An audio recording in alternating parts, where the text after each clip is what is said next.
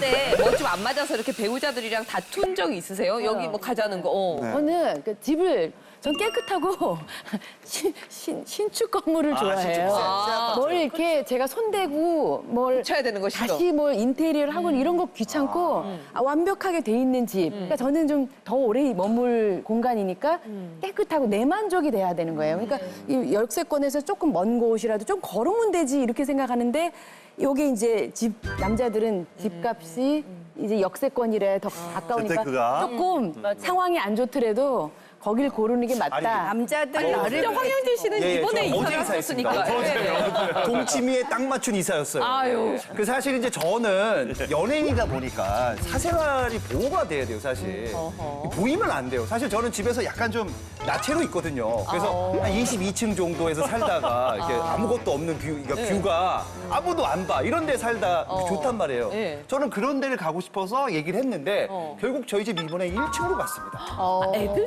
애들 때문에 뛰어야 된다고 해서 옷 뭘 잘했어요. 제가 옷을 꽁꽁 싸매고 있습니다. 연예인인데. 연예인인데 나처럼 왜 집에 있어요? 좀 입어요. 아니, 애들 위해서 옷을 입을 수 있는 거지. 연예인이라고 아는 사람은 그렇게 많지 않아. 연예인 집이다. 아니야, 그렇게 많지 않아. 근데 좀 뭔가 좀 그런 건 뷰를 좋아하는 남자 입장에서는 너무 1층은 좀 아니 근데 투자 사생활이. 잘못 이게 예를 들어서 이렇게 네네. 가는 데마다 좀 오르고 그러면 좀 신이 나잖아요. 네네. 근데 그런 거좀 집을 살 때가 이제 돈을 제가 좀 벌어가지고 네. 대충 이 가격에 한번 사봐 그랬더니만 매일 꾸미고 나가는 거야. 집을 사라고 그랬는데, 집을 알아보라고 그랬는데 매일 꾸미고 나가서 넌 대체 어디 이렇게 꾸미고 다니냐? 대충 나가지니까 아 부동산 간다는 거여서 야 부동산 가는데 뭘 이렇게 꾸미고 다니? 야 있잖아 부동산 갈 때요. 이 집을 산다는 그 기쁜 마음에 이쁘게 하고 딱 빼들고 늘 다니더라고. 한 2개월을 다니더라고. 그래서 이제 거기서 살다가 제가 다 말아먹었잖아요. 네네. 다 말아먹고 3천만 원밖에 없었잖아요. 예전 얘기하시구나. 옛날 얘기. 예. 3천만 원밖에 없었잖아요. 그럼 뭐 말아먹을 수도 있으니까. 야 이제 이 집 다 날아가게 생겼으니까 야 3천밖에 없다. 일단 월세로 가야겠다. 알아봐라. 똑같이 했어. 알아봐야 되는데 매일 방에서 안 나와. 차림새가 틀려? 컴퓨터 이렇게 앉아가지고 시세하라고. 시세.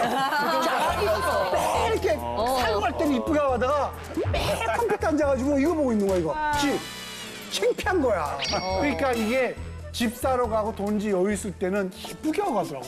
그것도 한 번에 안 사고 한 2개월, 3개월 걸리면서 동네는 동네 다 돌아가. 즐기는 거지. 나는 강남 갈 생각도 없는데 혼자 강남 가가지고 나와가지고 일단 보긴 봐야 되니까. 다 보더라고. 그래서 아, 참 좋구나라는 생각도 사실 근데 했었어요. 남편들은 정보도 남자들은 자기 일 하면서 막 바쁘게 너무 그러니까 저렇게 우리 선생님처럼 전문가시면 많이 알지만 그렇지 않으면 엄마들이 너무 정보가 많아가지고 막 맞습니다. 얘기하고 대부분 이러니까 그 여자분들이 95% 정도가 대부분 여자분들이에요. 네, 그러니까 이제 뭐 대부분 이제 주부분들이 특히 잘 하시는데 뭐 헬스클럽 다니시거나 뭐 사우나 가서 이제 대화를 하다 보면 어디 누가 샀는데 뭐 얼마큼 사우나죠. 올라갔다 맞아요. 아니면 어디 그 집 좋다 하더라 하면은 이제 관심을 갖고 이제 뭐 부동산 같이 따라다니고 네. 그래서 이제 남편분한테 얘기하고 그러면 남편분은 떨어지면 어떻게 하려고 그거 살려고 그러냐고 막 싸우시죠.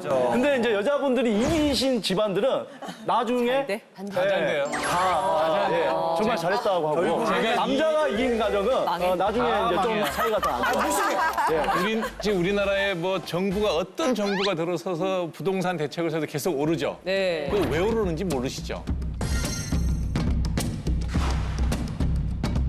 남자들은 이치를 따져요. 그래서 내 재산이 얼마고 부채가 얼마 되니까 되면 안 되고 거기는 뭐 아무리 그렇다 그래도 거품이야. 아니에요. 여자들은 기본적으로 감성이에요. 여자들끼리 집값을 다 올려요. 아까 얘기했잖아요. 95%가 아줌마가 결정을 해요. 사우나에서 아줌마 아니, 제 얘기 들어보세요. 제 경험을 말씀을 드리면 아니요. 제가 경험을 한 게 뭐냐면 제가 14평짜리 아파트에 이제 목동에서 처음 이제 요 집을 사서 내가 인턴 레지던트 끝날 때 전문의 딸 때까지는 올려줄 돈도 없고 그러니까 전세는 절대 안 된다. 한 5년은 우리가 무조건 여기 살아야 되니까 평수고 뭐가 필요 없어. 애 둘 놓고 그때까지니까 학교 가까운데 집을 하나 얻어라. 그래서 그거 살 때까지만 제가 주도했어요. 그 다음부터 이사를 가야 되는데 저 일산을 저기 갈 일이 있어갖고 보니까 좋더라고요. 집값이 싸. 이거 10 몇 평짜리 팔면 거기 30 몇 평짜리를 사겠더라고. 그래서 야 무조건 가자. 호수공원도 너무 좋아. 와이프가 뭐라 하냐면 거기는 가면 절대 안 된다는 거예요. 너무 집값이 거기 안 오를 거라는 거야. 가려면 분당을 가야 된대. 나도 그랬어. 그래서 내가 아니 내가 분당에서 신촌까지 어떻게 출퇴근을 하냐. 그냥 알아서 하고. 신도시를 가려면 분당을 가야 되는데 그때는 분당하고 일산 집값이 별로 차이 안 날 때. 그럼 초창기에는. 같은 일기 신도시 네, 같은데 분양가는 비슷했는데 야 그래도 내가 신촌을 다녀야 되는데 어떻게 분당에서 신촌을 운전도 못하는 거 지하철을 3번 갈아타고 야 그럼 우리는 별거 해야 돼. 그랬더니 별거 해도 되는데 그 아파트 오피스텔이 하나 얻어서 거기 살고 여기 살야 된다는 거야. 자, 아니 와이프가 그렇게 얘기를 하는데 야 그럼 왜 같이 사니? 그래서 빠득빠득 위해서 일산을 갔어요. 아, 일산에 가셨어요? 아니 왜냐면 그럼 주택은 되니까. 네. 지금까지 그 얘기를 하고 욕을 내도 먹고 살아요. 왜냐하면 집값 차이가 너무 많이 나요. 근데 이제 다행히 차이 나죠? 2배 이상 나요. 집값 이제 돈을 내가 개업해서 돈을 벌었잖아요. 근데 나는 일산에서 야 호수공원 보이는 데가 내가 로망이에요. 거기 딱 보면 되게 좋아요. 남자든 그래. 저 뒤편에 살았는데 나는 호수공원 보이는 데서 육교 하나만 건너서 호수공원 가는 데가 너무 좋아. 아, 맞아. 여기 넓은 평수로 가자 했더니 와이프가 그렇게 집값 안 오르는데 왜 여길 또 가야 돼? 이번에는 강남을 가야 된다는 거예요. 그러고 난 다음에 그때 같은 값이었어. 여기 강남의 아파트 값이 한 40평 값이면 1.5배밖에 차이 안 났어요. 일산하고. 그리고 잘 살고 있는데 와이프가 하는 얘기가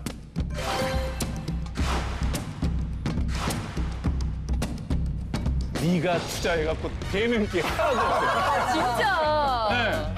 왜냐면 그 사이에 강남 아파트 가면 더 오른 거예요. 그러니까 세상에. 남자는 부동산 시장에서 내 살기 좋은 기능을 보고 내 형편을 보고 이치에 맞게 선택을 했어요. 나는 잘 살았어요. 일산에 있는 동안 너무 좋았어요. 매일 아침에 호수공원 5km 달리기 하고 너무 행복했어요. 단 한 번도 나는 지금도 후회 안 해요. 근데 와이프는 지금도 그 얘기를 해요. 결론이 뭐냐면 아니 삶의 질은 상관은 없었다는 거야. 근데 투자 가치는 꽝이죠. 네. 그러고 난 다음에 강남 아파트 값 다 올랐을 때 그래도 사야 된다는 거예요. 그래서 내가 와이프한테 뭐라 그랬냐면 왜 강남으로 가려고 그래? 좋은데 당신처럼 살면 절대로 돈을 얼마나 벌어도 가난을 못 면 안 되는 거예요. 그래서 그건 네 마음대로 해 그랬어요. 마지막에 내가 그랬냐면 넌 머리가 비었구나. 나 머리 비었어. 그러니까 강남 갈 거야 그러는 거예요. 그러니까 네 마음대로 하라 그랬어요. 그래서 뭐 팔고 다 하고 뭐 버는 돈 하고 해서 강남에 개포동에 아파트를 샀어요. 지금도 내가 가만히 있어요. 내 살림 미천이 그거예요. 그 사이에 값이 막 올랐어요. 그래서 예전에 사셨던 게 이제 재건축. 뭐 재건축도 하고 많이 올랐어요. 그래서 그래. 그럼 네가 들으시지. 아니 잠깐만요. 예. 결론이 뭐냐면 예. 부동산 값이라는 게 이치에 맞는 게 아니라 그냥 그 감성, 그다음에 몰리는 쏠리는 현상 이거를 이치에 맞는 걸로는 설명이 안 되더라는 거야. 그래서 지금은 내가 와이프만 한다 그러면 네 마음대로 하세요. 그러니까 경우는 조금 다른데 저는 5년 전에 결혼을 하면서 저희 남편이랑 같이 살았던 집이 청담동에 있는 아파트예요. 그래서 처음부터 좋았네. 한강 뷰가 보이는 아파트 21층 집에 저희 남편이 이제 전세로 그 집을 처음에 이제 얻어가지고 저희가 합친 거예요. 뷰가 너무 좋죠. 근데 막 청소하기도 너무 힘들어요. 연기, 매연이 막 엄청나게 막 올라오니까 매일같이 바닥을 닦아도 시커매요. 근데 그래도 그 뷰만 보면서 너무너무 좋았는데 이제 저희가 이제 만기가 다 될 때쯤에 저희 그 집주인께서 3억을 올려달라고. 전세는 그래요. 2년 만에. 2년 만에. 집값이 많이 올랐으니까. 2년 만에 3억이라는 돈을 올려달라는 거예요. 근데 당장 돈이 없잖아요. 돈이 어디 있어요. 그래가지고 저희가 이제 진짜 집을 옮겨야 되는 상황이 생겼는데 저희 남편이 회사가 압구정동이었어요. 그러니까 저희 남편은 이제 그런 거에 관심이 없어요. 그래서 제가 여러 군데를 막 봤어요. 성수동, 뭐 일산, 뭐 분당, 뭐 이렇게 생각을 하다가 제가 유년 시절에 분당에서 좀 오래 살았었어요.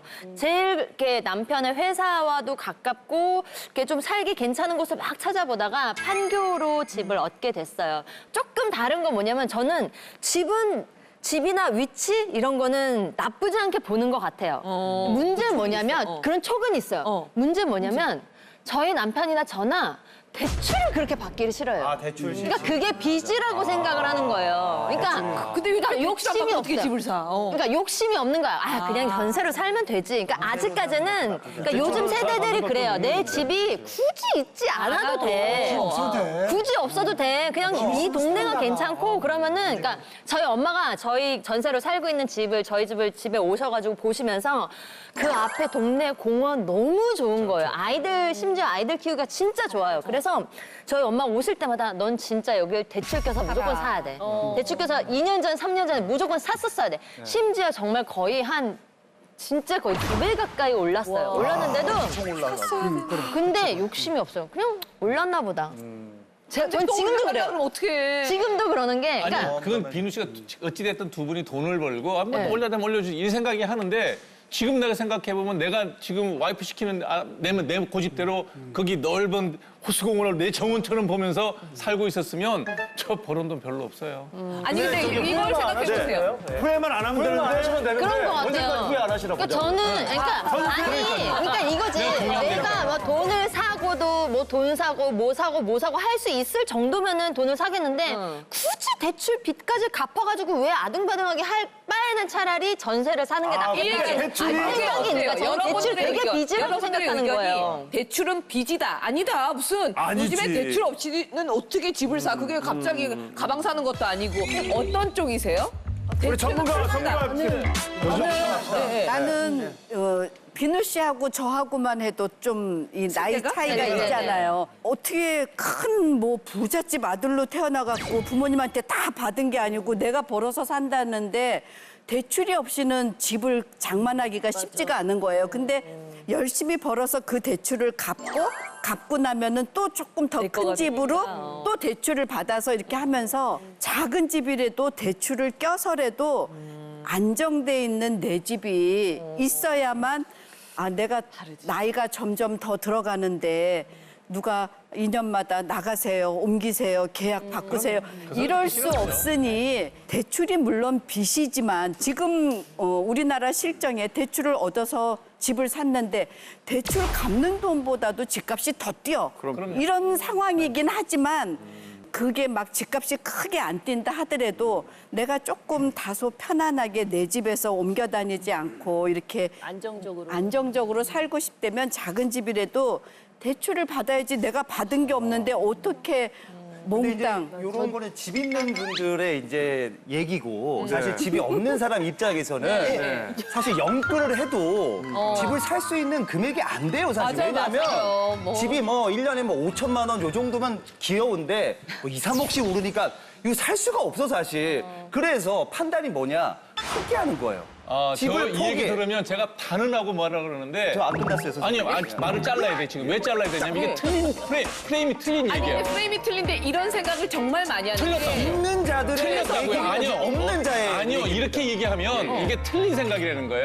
자, 틀린데 진짜 많이 한다니까요. 생각이 틀렸다고요. 그러니까 내가 바로 논박을 하는 게 미안한데 내가 단말 안 자르려고 그러는데 왜 자르냐 그러면 지금 내가 데리고 있는 직원이 있어요. 그 친구가 대학교 전문학교 졸업하고 우리 병원에 간호사로 왔어요. 내가 제일 먼저 하는 게 뭐냐면 월급을 주면서 저기 뭐라 그러죠? 청약예금부터 넣어라 그랬어요. 그래서 그거부터 넣고 나머지 너 생활비 쓰라 그랬어요. 그랬더니 그게 뭐예요? 그래서 요거 몇 년 넣고 나면 네가 시집 갈 때쯤 되면 아파트가 하나 생겨. 그랬더니 아파트를 어떻게 사냐는 거야. 그래서 야, 우리 때는 내가 벌어 샀지만 요즘에는 젊은 사람이 결혼한다 그러면 정부에서 음으로 양으로 어찌됐든 우선 분양권이라는 게 있고 그런 게 여러 가지 혜택이 많으니까 네가 결혼할 때쯤 되면 분명히 분양받을 수 있을 거다라고 설명을 해줬어요. 그랬더니 눈이 땡그레 했더니 말을 잘 듣더라고 분양을 넣었어요. 이 친구 작년에 결혼하는데 아파트 분양 받았어요. 요건 제가 끌고 가야 돼요. 20년짜리. 잠깐 끊어보세요. 저도 할 얘기 있습니다. 끊으세요. 왜 우리끼리 청약을 그래? 얘기했잖아요. 신혼부부 뭐 특공부터 해서 많이 있어요. 많더라고요. 경쟁률이 어마어마합니다. 그리고 당첨이 되더라도 받은 케이스구나. 분양가가 엄청나요. 우리가 살 수 있는 분양가가 아닙니다. 선생님, 제 말 맞지 않습니까? 아니요. 맞죠, 전문가님? 네. 전문가 얘기 듣는 게 나을 것 두 같아요. 분 다 맞는 말씀이신데 자 요즘에는요 대출을 정말 잘 받는 것도 능력이에요. 내가 대출을 많이 받고 싶다고 해서 받을 수가 있는 게 아니에요. 이게 이제 규제제가 안에는 뭐 서울 같은 경우는 40% 하지만 이제 생애 최초라는 게 있어요. 주택을 생애 최초로 구입할 때 소득 수준이 뭐 부부 합산해서 뭐 8천만 원 이하다 뭐 요즘에 최근에 또 1,000만 원 더 올렸지만 뭐 생애최초는 9천만 원이다 이런 게 있어요. 그러니까 그런 법을 잘 알고 청약을 받으려면 지금 말씀하셨는데 청약은요 또 아무나 당첨될 수 있는 게 아니에요. 가점이 높아야 돼요. 가점 좋아요. 그 가점이 이제 세대주. 뭐 이제 세 세대주. 가지가 이제 84점이 있는데 그게 무주택 기간이 길어야 되고 또 청약 종합저축을 이제 기간이 한 15년 이상이 만점이고 뭐 부양 가족 수가 많아야 되고 이게 이제 84점이고. 엄청나. 근데 이제 요즘에 지금 얘기하는 게 특별 공급이라는 게 있어요. 이거는 이제 일반 공급에 대한 얘기고. 신혼부부. 예, 신혼부부라든지 다자녀라든지 뭐 노부모 공양이라든지. 그러니까 이런 정부에서 주는 혜택을 정말 잘 알아야 돼요. 네. 내가 해당이 되는지 안 되는지. 그리고 나서 청약이 되면은 내 가점이면 어디에 가는 게 유리할 거냐. 뭐 이런 것도 알아야 되고. 그다음에 현금은 어느 정도 준비해야 되냐. 그러니까 두 분 다 말씀이 맞는 게 맞아. 이제 당첨이 됐는데 현금이 안 돼요. 그러면 못 하는 거예요. 대출이 그래서 많이 돼야 되는 거예요. 그러니까 두 분 다 얘기를 합해야 되는 거예요. 근데 그래도 대출을 어떻게든 그런 것들을 다 이용해서 받아서 사는 게 우리가 현명한 있잖아요. 선택이라는 이자를 얘기가. 내잖아요. 예. 이자 내는 게 우리가 그 화폐 가치가 우리가 그 부동산 실물 자산이라고 그랬잖아요. 그 화폐 가치 그 어떤 같이 뛰는 게 이 실물 자산을 못 따라갑니다. 그래서 기본적으로 우리 그 선생님 말씀하셨지만 이자를 내더라도 이 집값 뛰는 거는 일반적으로 우리가 우상향을 해요. 예. 저분 얘기하신 게 뭐냐면 돈의 값어치가 인플레이션이 시간이 있다고요? 지날수록 계속 떨어지고 그럼요. 집은 올라니까. 차라리 올리니까 근데 저는 실물 자산에 빚을 얻더라도 빚이 아니라 근데 저는 궁금한 거는 그런 생각인 거예요. 만약에 제가 지금 저희 집이 집값이 그 전에 제가 처음에 이사 왔었을 때보다 거의 2배 정도로 뛰었다고 생각을 해요. 근데 저는 지금 살려면은 만약에 진짜 그렇게 해서 살려면은 대출을 어떻게 해서든 받아가지고 살 수 있는데 너무 집이 너무 비싸다는 생각이 드는 거예요. 여기서 더 안 오를 것 같아. 이런 생각이 드는 거예요. 이 판교에서는 여기가 맥시멈이야. 이런 생각이 들어서 못 사겠는 거예요. 근데 계속 올랐단 근데 더 오르냐는 얘기인 거예요.